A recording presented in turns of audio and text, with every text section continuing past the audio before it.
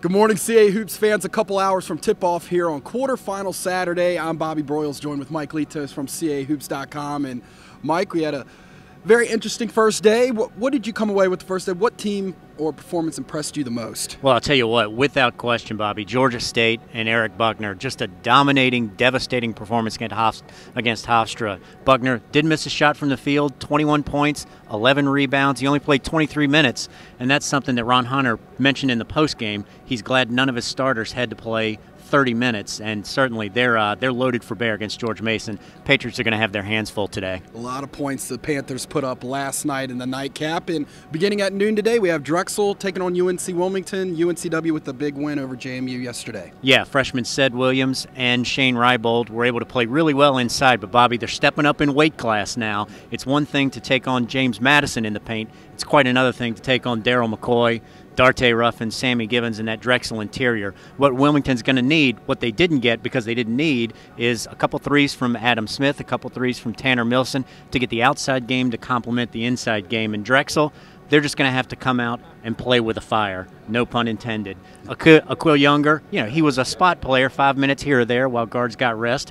But with Derek Thomas out, Younger's going to be playing 15 minutes. He's going to have 15 good minutes for Drexel to pull out the victory. Then a matchup I know you're going to be paying a really closely attention to will be Old Dominion taking on Delaware. Delaware yesterday almost had a Georgia State performance in the first half against Towson, then kind of let their guard down a little bit. Towson was able to get back into the ball game, and then a couple big injuries for Delaware yesterday. How is that going to impact this game? Well, certainly it's going to impact, because if you're lacking inside depth, Old Dominion and Drexel are the two teams you don't want to have to play. They've got Old Dominion this afternoon. Hakeem McCullough, Kelvin McNeil, both are going to be game-time decisions as to whether or not they play today. But certainly they're going to have to get a more efficient performance out of Devon Sadler. He scored 28 points, but was 7 for 19 from the field last night. Sadler needs to take better shots. Of course, the Higgins-Cooper battle on the inside is really going to tell a big tale. And look out for Dimitri Batten, Old Dominion's freshman guard. He's been coming on very well late in the season, Bobby, and somehow I think the freshmen are going to have something to say in this game. And then the evening session tonight, sold out. George Mason, VCU both playing in the evening session. First, the VCU Northeastern game. Yeah, this is going to be one of those games where VCU is going to want to impose their will early. They've been sitting around stewing for a whole week. They're 2 3-point shots away from being 17-1 in this conference.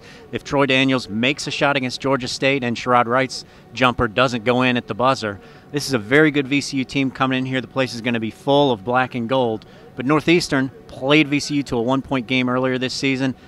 None of that is going to get them off their game. A Bill Cohen team is as solid as they get in this tournament. So I look forward to an exciting one here. And then the nightcap, George Mason, Georgia State. Georgia State, very impressive yesterday. They played, you said they would play with a good attitude, but I told you yesterday it was more like a bad attitude. They imposed their will and really made a statement. Yeah, without question. That was the kind of game where Georgia State wanted to say, look, we're tired of people doubting us. We've been talking about it all day long, or all season long. Ron Hunter said in his post-game press conference, we're playing with a chip on our shoulder, but it's a bigger chip now because it's the tournament. And I'll tell you what, Eric Buckner feels a little slighted because he didn't get Defensive Player of the Year. They were just devastating. And George Mason comes in. They lost their last two. Ryan Pearson shaved the beard, and they're still, from players 1 to 10, the most talented in the conference, Bobby.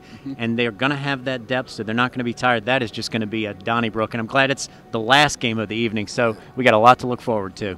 It should be an exciting quarterfinal Saturday, Mike. Looking forward to it. Remember, all the games today are on the Comcast family of networks. Check your local listings. We'll be here tomorrow morning to get you ready for semifinal Sunday.